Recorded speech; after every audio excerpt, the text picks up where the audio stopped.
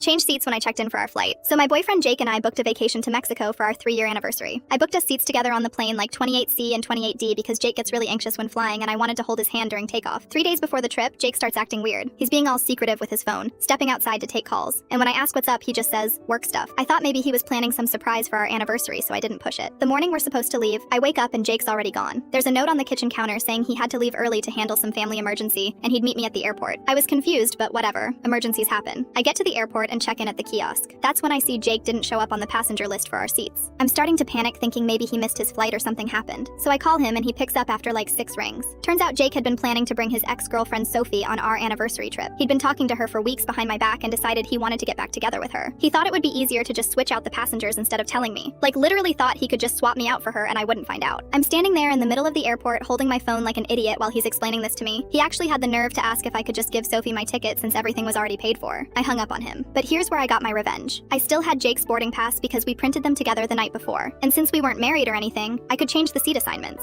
So I went up to the gate agent and told them my boyfriend was running late but asked if I could switch our seats to make sure we'd still sit together. I changed Jake's seat from 28D to 32F, middle seat, right between this guy who was already on his 3rd beer at 9 in the morning and this mom with twin toddlers who were screaming their heads off. The kids had marker all over their hands and one of them was throwing goldfish crackers everywhere. Then I upgraded myself to first class using the points I'd been saving for a different trip. Cost me all my miles, but it was worth it. About an hour later, I see Jake walking through the terminal with Sophie. She's wearing this cute sundress and has her hair all done up. They're both looking at their phones trying to figure out where their seats are. I'm already settled in my first class seat with a mimosa watching this unfold. The flight attendant starts boarding and I see Jake and Sophie get in line. When they scan their passes, Jake's face goes white. He starts arguing with the gate agent saying there must be some mistake. Sophie's looking confused and embarrassed because people are staring. They finally get on the plane and I watch Jake squeeze past everyone to get to his middle seat. The drunk guy immediately starts talking his ear off about his divorce and the twins are having a complete meltdown. Sophie ends up in my old seat 28C next to this nice elderly couple. For 6 hours, Jake was trapped between crying babies and drunk divorced guy while Sophie sat alone. She kept looking back at him but couldn't really do anything about it. The kid spilled juice on his shirt and the drunk guy fell asleep on his shoulder. Meanwhile, I'm in first class getting served real food and watching movies on the nice big screen. The flight attendant even gave me extra cookies when I told her I was celebrating being newly single. When we landed, I saw Jake in baggage claim looking absolutely miserable. His shirt was stained, his hair was a mess, and he looked like he hadn't slept at all. Sophie was standing kind of far away from him scrolling through her phone. I grabbed my suitcase and walked right past them to catch my taxi to the resort. Jake saw me and tried to wave, but I just kept walking. I spent the whole week at the resort by myself, and it was honestly the best vacation I've ever had. Did the couples massage alone, ate at fancy restaurants, took pictures by the pool, found out later from mutual friends that Jake and Sophie broke up again before they even got home. Apparently being stuck on a plane together for 6 hours made them realize they had nothing to talk about anymore. Plus she was mad he put her in such an awkward situation. Jake texted me a few weeks later asking if we could talk, but I blocked his number. Changed seats on that flight and changed my whole life for the better.